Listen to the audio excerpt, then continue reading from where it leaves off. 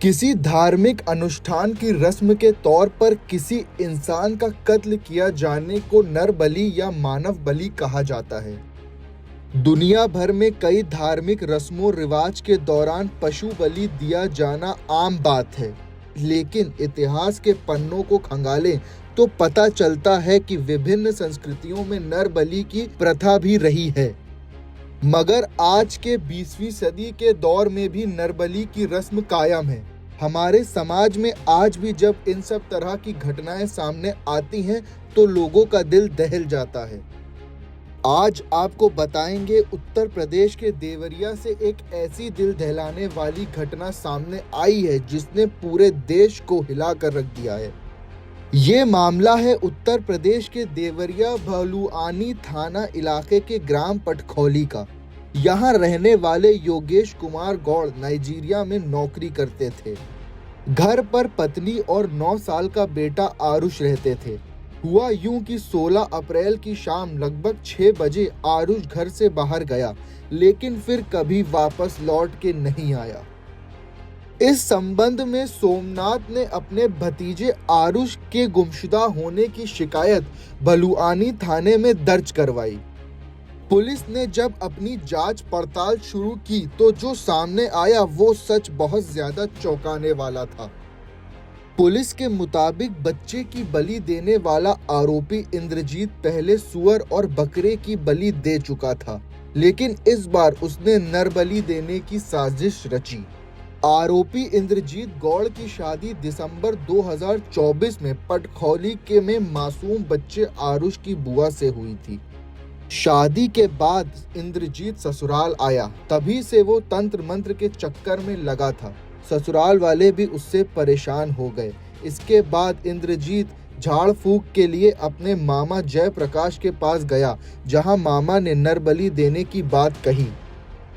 मामा के कहने पर इंद्रजीत ने अपने साधु गौड़ को पूरी बात बताई।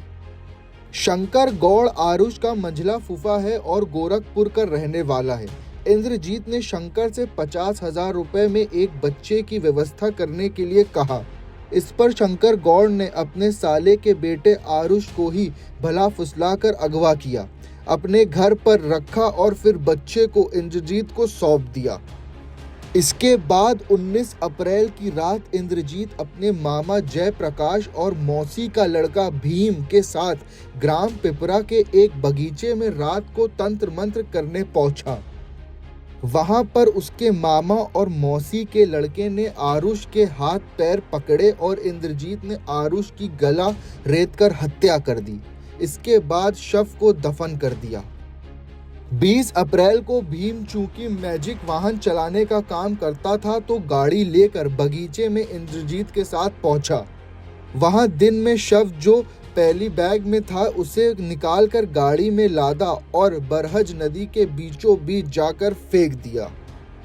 बच्चे की हत्या करने के बाद इंद्रजीत ससुराल आकर बच्चे को ढूंढने का नाटक करने लगा।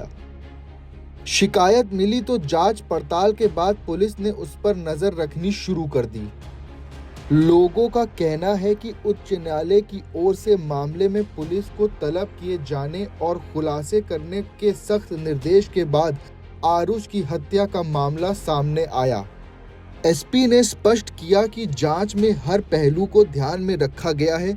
आरोपियों को कठोर दंड दिलाने की तैयारी है। पुलिस की अगली चुनौती शव को बरामद कर सबूतों को पुख्ता करना है। थाना भलुआनी जनपद देवरिया में विगत 17 अप्रैल को वादी सोमनाथ गौड़ जी ने अपने भतीजे आरुष गौड़, जिसकी उम्र 9 साल है, के गायब हो जाने की सूचना दर्ज कराई थी। इस सिलसिले में टीमों का गठन किया गया था और टीमें लगातार लगी हुई थी।